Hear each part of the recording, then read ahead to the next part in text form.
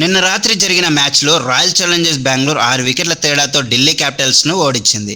163 పరుగుల లక్ష్యాన్ని ఛేదించే క్రమంలో మొదట్లో తడబడిన ఆర్సీబీ విరాట్ కోహ్లీ 47 బంతుల్లో 51 పరుగులు, కృణాల్ పాండ్యా 47 బంతుల్లో 73 పరుగులతో కలిసి 4వ వికెట్కి 119 పరుగుల కీలక భాగస్వామ్యంతో విజయాన్ని అందించారు.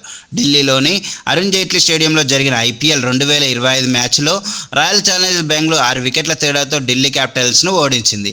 163 పరుగుల లక్ష్యాన్ని ఛేదించే క్రమంలో రజత్ పటిదార్ నేతృత్వంలోని జట్టు మొదట్లో తడబడిన విరాట్ కోహ్లీ 47 బంతుల్లో 51 పరుగులు, కృణాల్ పాండ్యా 47 బంతుల్లో 73 పరుగులతో కలిసి 4వ వికెట్కు 119 పరుగుల కీలక భాగస్వామ్యంతో విజయాన్ని అందించారు.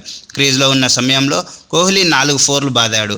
ఐపీఎల్ 2025లో ఆర్సీబీ 7వ విజయంలో కీలక పాత్ర పోషించిన కోహ్లీ ఢిల్లీ ప్లేయర్ కేఎల్ రాహుల్ను ఇది నా మైదానం వేడుకతో ఆట పట్టించాడు. ఢిల్లీ వర్సెస్ ఆర్సీబీ మ్యాచ్ ముగిసిన తర్వాత ఇంటర్నెట్లో ఇందుకు సంబంధించిన వీడియో ఒకటి వైరల్ అవుతుంది. ఈ వీడియోలో కోహ్లీ రాహుల్తో మాట్లాడుతున్న సమయంలో ఈ వేడుకను దింపేశాడు. ఏప్రిల్ 10న బెంగళూరులోని ఓ చిన్నస్వామి స్టేడియంలో జరిగిన ఢిల్లీ చెన్నై మ్యాచ్ తర్వాత రాహుల్ ఇది నా మైదానం అంటూ సెలబ్రేట్ చేసుకున్న సంగతి తెలిసిందే. దీనికి సంబంధించిన అనేక వీడియోలు ఇంటర్నెట్లో వైరల్ అవుతున్నాయి. ఆదివారం ఢిల్లీలో జరిగిన 51 పరుగుల ఇన్నింగ్స్ కోహ్లీ ఐపీఎల్ 2025లో అత్యధిక పరుగులు సాధించిన ఆటగాళ్ల జాబితాలో నెంబర్ 1 స్థానాన్ని సంపాదించాడు.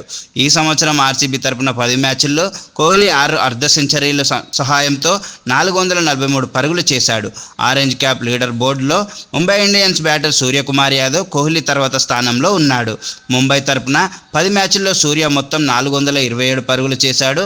ఫిరోజ్ షా కోట్ల మైదానంలో ఢిల్లీ క్యాపిటల్స్పై విజయం ఆర్సీబీ ఐపీఎల్ 2025 పాయింట్ల పట్టికలో నెంబర్ 1 స్థానానికి చేరుకుంది. బెంగళూరు 10 మ్యాచ్ల తర్వాత 14 పాయింట్లు కలిగి ఉంది.